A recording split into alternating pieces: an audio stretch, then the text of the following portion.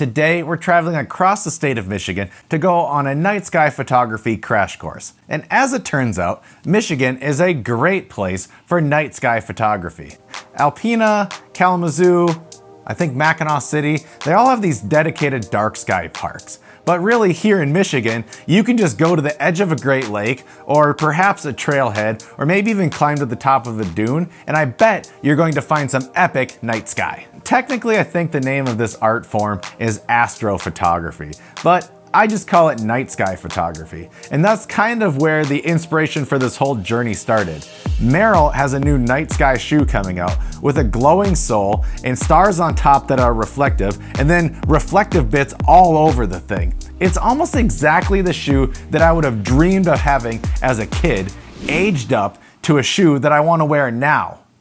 Or in this case, I should say, at night.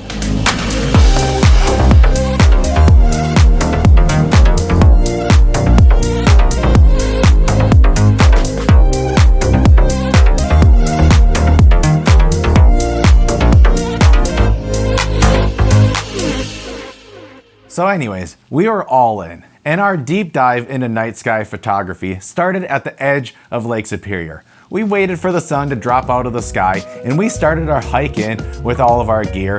Andy was talking about how he's gonna get photos with his phone. I had all of my stuff and all of my cool lights, and then we ended up getting this photo, and this one, and this one.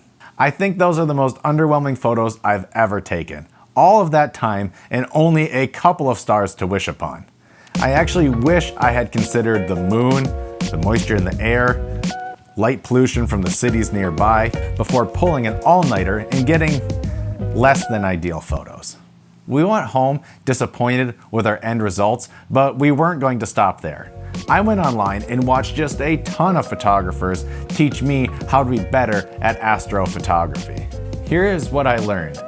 Full moons are your friend while hiking at night because it lights up the trail, but that is your nemesis when you're trying to take photos of the stars. The moon rises and sets a lot more than I thought it would. It's not like the sun goes down and the moon comes up. Nope, they're both kind of just out there doing their own thing. Just search when does the moon set in my town, and then you can have a plan to get that big hunk of cheese out of the way and take a proper photo of the stars. Now we have all of this new knowledge, and our second attempt was in the Lower Peninsula, about an hour north of Grand Rapids. I don't actually know where we were. We just drove until the lights of Grand Rapids were dissipated, and then we pulled into the closest park, and that is where we shot our second attempt. I was shooting with my Canon EOS R with these settings that were recommended from one of the tutorials. And you know what? I'd have to say that I'm pretty happy with these results.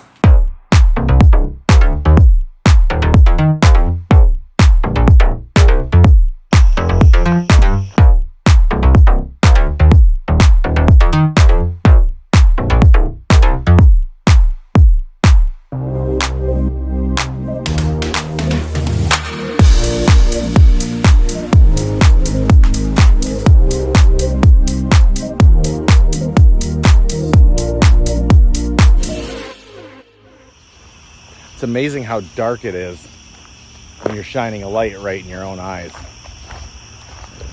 I don't know if a true astrophotographer would say that technically we got the greatest photos, but here's what we did get.